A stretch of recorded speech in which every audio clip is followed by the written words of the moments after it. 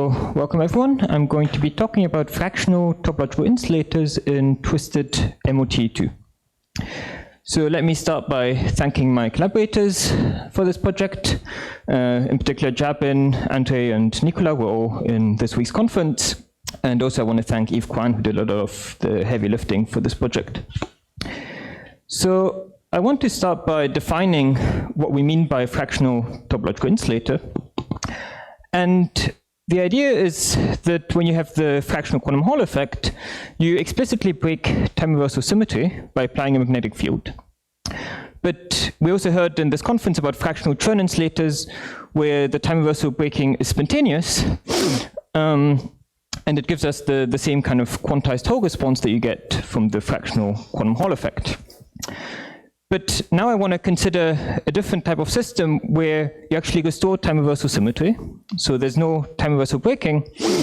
And one way to do that is by taking two copies of the fractional Chern insulator with opposite chiralities. So if you've got two 1/3 Laughlin states and you take them together with opposite chiralities, then this would give you this kind of quantized spin-Hall response. And this is what we call a fractional topological insulator. So Adi has a very nice review on this subject. And if we now consider the different Hall effects that you can have, you can have the classical, the quantum, and the fractional Hall effects. And you can have time reversal breaking explicitly, spontaneously, or not at all. And over the last 150 years, all of these Hall effects have been discovered one by one.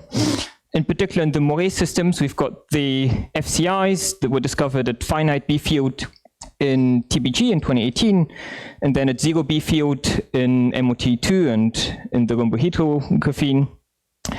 But there's one of these Hall effects that's still missing, which is the Hall effect exhibited by the FTI.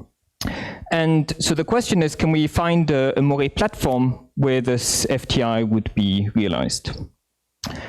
So as I mentioned, I will be talking about twisted MoTe2. So why do we think twisted MoTe2 is a good platform for realizing an FTI? So first of all, if you look at the single particle band structure, you notice that you've got the spin valley locking due to the spin orbit coupling. And so you've got opposite spins with opposite chiralities. So this is already looking good for the FTI. And furthermore, the bandwidth is small, so that means we have strong interactions, which is another necessary ingredient to get the FTI. And finally, of course, the FCIs were observed in this material as well. So you might think that if you've got an FCI at filling factor -2/3, and you take two copies of it to go to filling factor -4/3, you might be able to realize an FTI at this filling of -4/3. So this is indeed the first part of my talk. I'll be talking about this filling factor -4/3 in twisted MoTe2 at some largish twist angle of 3.7 degrees. And in the second part of my talk, I'll be talking about a different filling factor -3 and at smaller twist angles.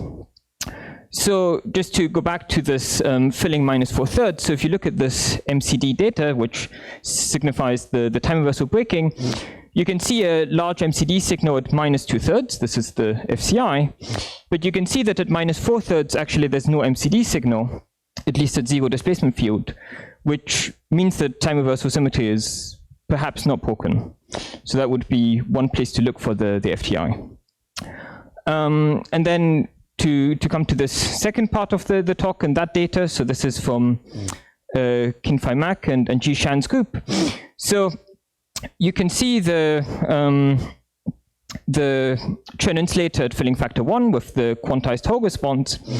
But if you look at the even integer fillings, like 2, 4, and 6, you can see a plateau in the two-terminal resistance, but a vanishing Hall resistance. So these are the spin Hall insulators. And then if you look at this filling factor of 3, you see it also has vanishing RXY.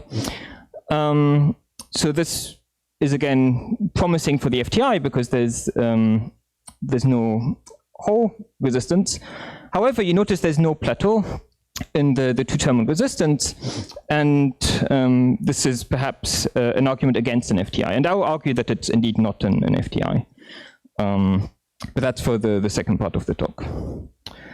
Okay, so the numerical technique I'm going to be using is exact diagonalization, and we need a way to diagnose whether we have an FTI. And the way we're going to do that is by looking at the topological ground state degeneracy. So we do exact diagonalization on the torus, and if you have an FCI at filling factor 1/3 or at filling factor minus 2/3, you would expect a threefold degeneracy. And so now you take these two FCIs with opposite chirality, each of them have threefold degeneracy, so taken together that gives us a ninefold degeneracy for the FTI. And so indeed, if you look at these exact diagonalization spectra, you can see states with ninefold degeneracy, which is this FTI. And there'll be some spacing within this degenerate ground state manifold. And we take the spacing divided by the gap as a measure of the quality of the FTI. So if the spacing in this degenerate ground state manifold is much smaller than the gap to the excited states, we take this to mean that we have a robust FTI. So whenever this order parameter is close to 0, it means we have an FTI. So this is the MoTe2 phase diagram at filling factor minus 4/3. So we use the continuum model at 3.7 degrees. We use a gate-screened Kuhlmann interaction, and we do exact diagonalization. And I want to point out that we modify the interaction in two ways. So the first way is that we multiply the interaction between opposite spins by this prefactor lambda. So this allows us to interpolate between the decoupled limit, lambda equals 0, and the coupled limit, the physical limit, where lambda is equal to 1, which corresponds to just a density-density interaction. And G is some additional short-range attraction that we add to the Hamiltonian. So I'll discuss that in more detail later. But for now, if you look at the phase diagram, so lambda on the x-axis, G on the y-axis, this is this order parameter that is close to 0 when we have the FTI. So blue is the FTI, and you can see a large range where we have the FTI. Indeed, in lambda equals 0, it's a somewhat trivial limit, because lambda equals 0 means we just have two decoupled FCIs, and we know that the FCI exists in twisted MoTe2. So the more interesting thing is what happens when you increase lambda up to lambda equals 1, which is the physical parameter. And you can see that mostly this destroys the FTI. When you introduce correlations between, or interactions between the two spins, you tend to destroy the FTI. Except for some special value of G, you can see actually this FTI survives all the way up to the physical limit lambda equals 1. So one possibility is that it just becomes a spin polarized state. So it just goes to the Chern insulating state. Yes, exactly. Yeah. Yeah, exactly. Good. So we see that we can indeed stabilize the FTI, but we need this large additional attractive interaction to stabilize it. So the question is, how can we engineer this this large attractive G that we needed to stabilize the FTI? So one source of attraction can be provided by phonons. So we did a calculation of the electron-phonon coupling, but if you compute it, you find a value that's much too small to provide for the FTI. Yeah. Yes.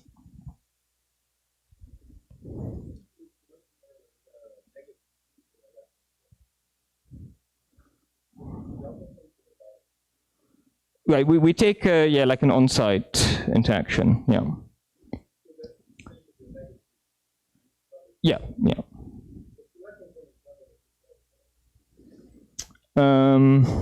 Right, so yeah, we use this attractive Hubbard U. Yeah, that's right. I mean, the phonons, yeah, this is just to give you an idea of the order of magnitude of the electron-phonon coupling. It's too small to provide this. So if we just take the electron-phonon coupling and we compute the sort of contribution to the Hubbard U, this is what we would find.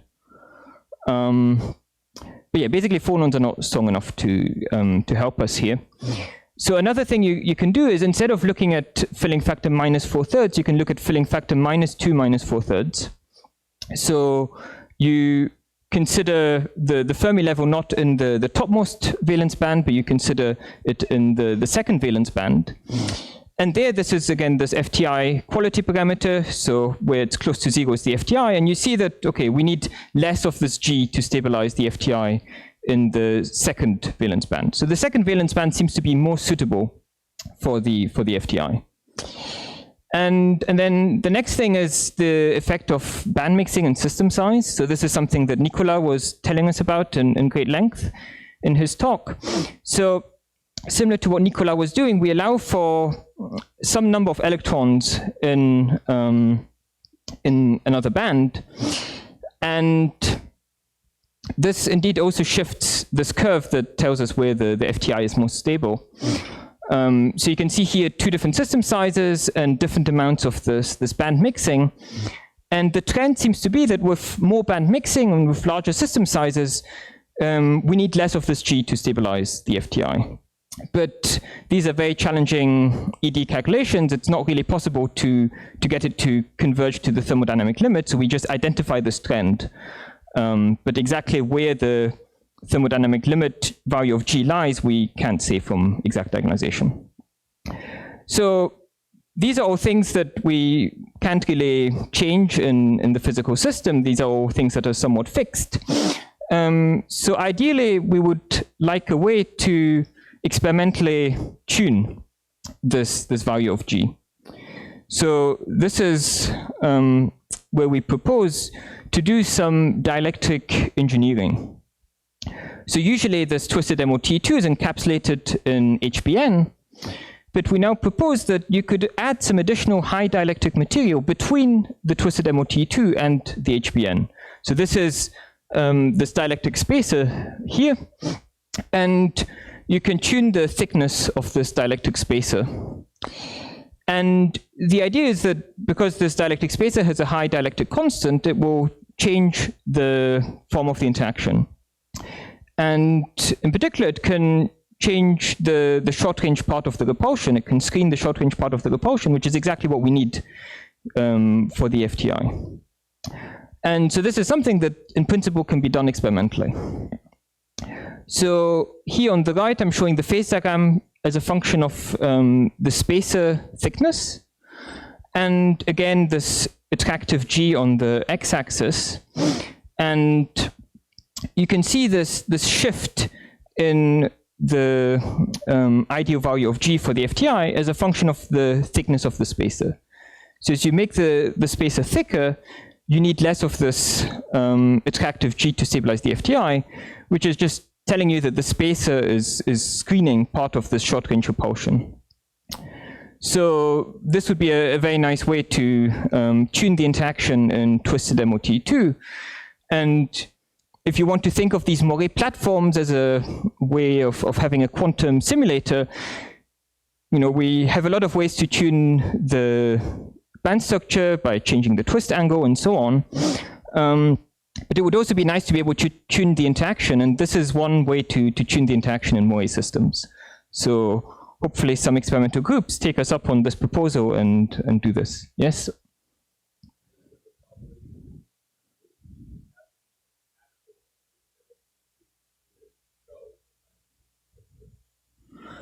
Right. So in the calculations, we find either it's just this 4/3 fractional churn insulator, which isn't consistent with the vanishing MCD signal. But as we add this band mixing into the calculation, we find that it tends to depolarize the system and give us some spin 0 state. So it seems like the band mixing is giving us some spin 0 state consistent with the experiment, but it's not the FTI when you set G to 0. So it's so yeah, we didn't look at that in too much detail, but it could be some kind of phase separation or some charge density wave, spin density wave, something like that. So yeah, one type of state we find is this this kind of phase separation. Yeah.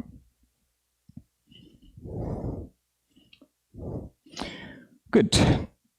So the next thing I want to talk about is what is the intuition for the fact that we need this attractive interaction to stabilize the FTI. So to do that, we can consider just a very simple case of Chern. Instead of Chern bands, just consider Landau levels with opposite Chern number for opposite spins. And if you write down a wave function in the lowest Landau level, this has to be a holomorphic function of this complex coordinate z for the Chern +1 Landau level, and it should be an anti-holomorphic function of z for the downspin electrons. And so in the case where you have equal Chern number,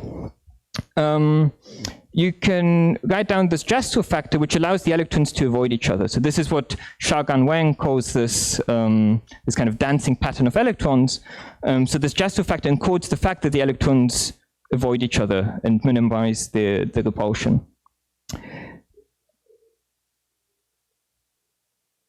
Yeah.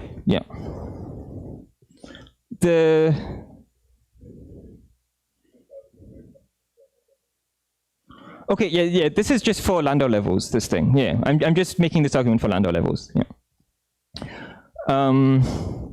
Right, but if we try to write down such a Jastrow factor for the case with opposite Chern number for opposite spins, we run into trouble because it's a holomorphic function of z and anti-holomorphic function of z for the downspin electrons.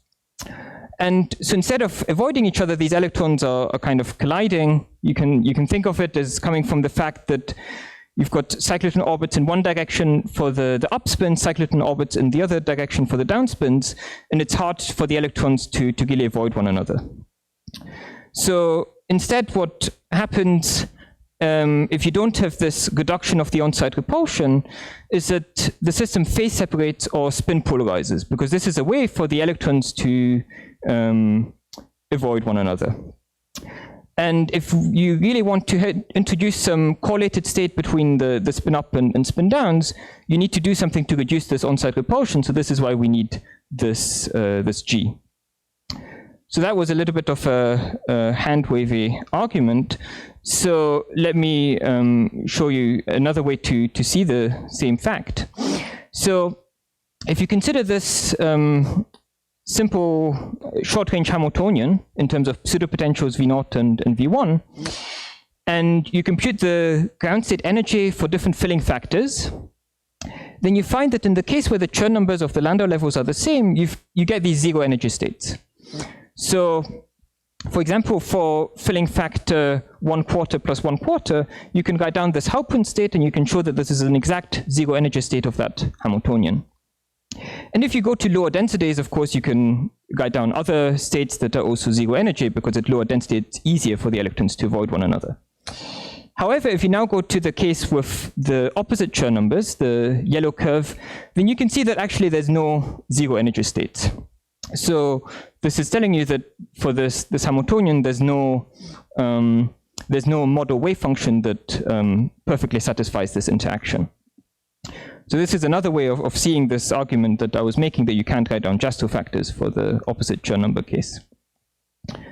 Okay, so this is showing the kind of difference between having equal and opposite Chern number, and why we need to do something to the interaction to stabilize these FTIs. So finally, I want to talk about these other experiments that were done at filling factor -3. And there were actually two experiments done by the same group a few months apart. And in the first experiment, there's this transport data that I already showed. And in the more recent experiments, they have some MCD measurement. And now you can see that actually there's some MCD signal at filling factor 3. So this is where previously it was thought that this could be an FTI because the RXY was vanishing. But if you look at the MCD signal, despite the RXY vanishing, actually the state breaks time reversal symmetry. So by definition, it can't be the FTI. But then the question is, what could the state potentially be? So there's been some proposals for the state. So I want to talk about two different proposals. So one proposal is this partially particle Hall transformed Halpern state. So I was showing this Halpern state before, where it was written down for electrons with equal Chern number. But you can also do a partial particle Hall transformation. Yeah? 5 minutes, okay. So you can do this partial particle Hall transformation so that Z is now a spin up electron coordinate and W is now a spin down Hall coordinate. And so now your wave function, if you just have Landau levels, will be a holomorphic function of Z and W. And you can write down this Halpern state. And this state would be at filling factor 1/4 plus 3/4. So that would be consistent with this filling factor of -3 if you just assume that 2 of these bands are completely filled and then the other band is forming this 1/4 plus 3/4 Halpern state. And so down here I'm showing some exact diagonalization, again tuning this G, this short range attraction. And you can see that this Halpern state tends to have good overlap with the ground state, but again, only once G is negative enough, once we have enough of this on-site attraction. But we do find the state to be energetically favored as long as G is present. And then the second proposal is that you could have some non-Abelian FTI. So here this 36-fold ground state degeneracy is a signature of this non-Abelian Pfaffian state in both spin sectors. You've got a Pfaffian for spin up, Pfaffian for spin down. Both of them have 6-fold degeneracy. That gives you 36-fold degeneracy. But I want to emphasize that these numerics were done at lambda less than 1. Remember, lambda is the interaction between opposite spins. So the only way to stabilize the state is if you reduce the interaction between opposite spins, which is not really physical.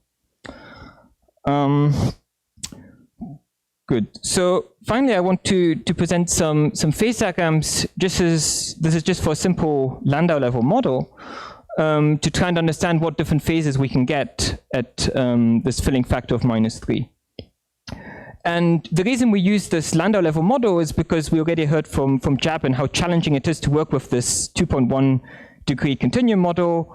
In this 2.1 degree continuum model, the band mixing is very significant. And so we didn't even try to go there, and we just stuck with Landau levels where things are more under control. So we use the same kind of interaction as before, where we introduce this lambda and G parameters to the interaction. And we consider the interaction in the lowest Landau level and the second Landau level, and at different spin imbalances. So 1/2 plus 1/2 on the left, 1/4 plus 3/4 on the right. So this PH111 and PH331, these are these particle Hall transformed Halpern states. We find these decoupled composite Fermi liquids, which are relevant when lambda is small, when we're close to this decoupled limit. Or we find a decoupled Moritz state, again, when lambda is small, when we're close to the decoupled limit. But when lambda is equal to 1, which is the physical limit of a density-density interaction, we basically find 2 states, which are either some phase-separated state, or this Halpern state, or some gapless phase. Those are basically the phases we find, yes?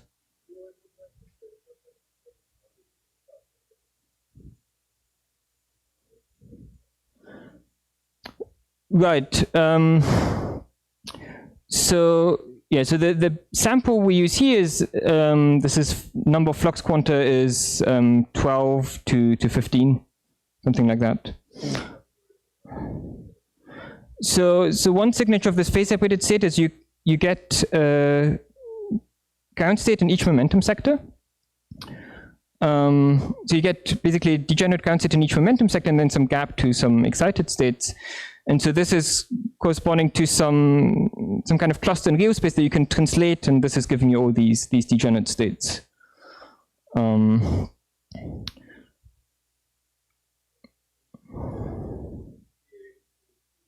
Yeah. So this one has 8-fold degeneracy. It's for the Halpern state, it's just 3 squared minus 1 squared gives you 8. So this is how we identify the 331. Yeah.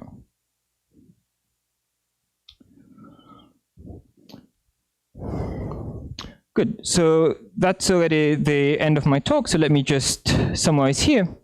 So I've introduced the concept of a fractional topological insulator, which is a state that has time reversal symmetry. It exhibits this fractional quantum spin Hall effect, has some topological ground state degeneracy, and some fractionalized excitations. And I've showed you that twisted MoTe2 may host an FTI, but likely we need some way to suppress the on-site repulsion, for example, by considering effects such as band mixing, band engineering, but most importantly, this dialectic engineering as a way to really tune the interaction and give us a way to get the interaction that we need to stabilize the FTI. So thank you for your attention, and I'm happy to take any questions.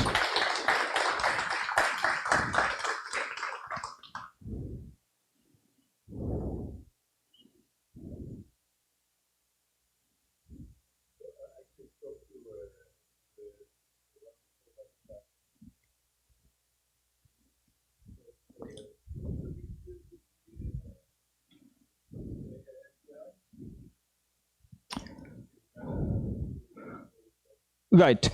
So the phase here that we would call an FTI is this decoupled MoTe state, or the state that's continuously adiabatically connected to this decoupled MoTe state, which is the same one that they have here, which is this 36-fold ground state degeneracy. But essentially what we find is that as you increase lambda and you couple the opposite spins, you tend to destroy this non-abelian FTI. So you lose the ground state degeneracy, the gap closes. So it seems hard to stabilize the state at lambda equals 1 in the physical regime. That's basically the conclusion. So we think that this state is unlikely to be this non-abelian FTI. It could be this particle Hall transformed Hauptmann state. So that one has the correct edge transport to be consistent with the experiment. And there's some argument in this paper by Soderman that the state shouldn't have a plateau, essentially because the excitations of the state are living with these opposite spins. And so they're itinerant, and so they're hard to localize by disorder, and so it doesn't give you this plateau behavior. So yeah, that would be the argument for this particle Hall transformed Hauptmann state.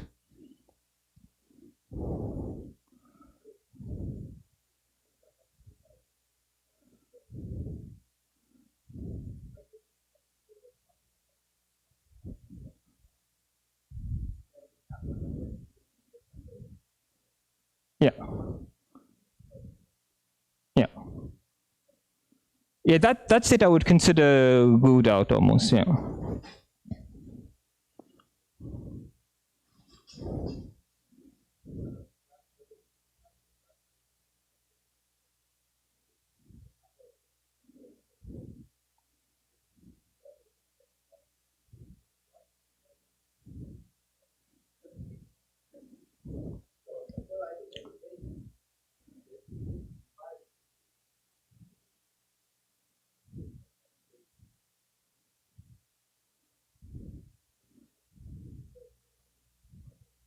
Yeah.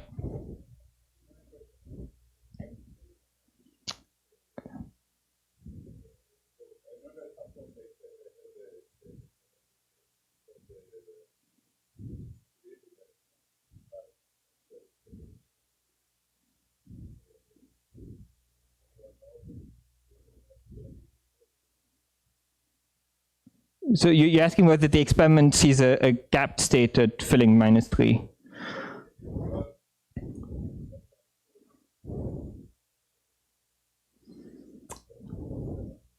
Right. So as far as I'm aware, they don't make any statements about whether the state is gapped or not from the experiment. Yeah. So it could be a gapless state, potentially, which would also explain the absence of a plateau.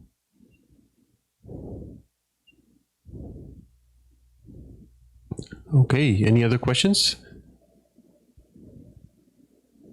If not, let's thank Glenn and all the speakers of the session.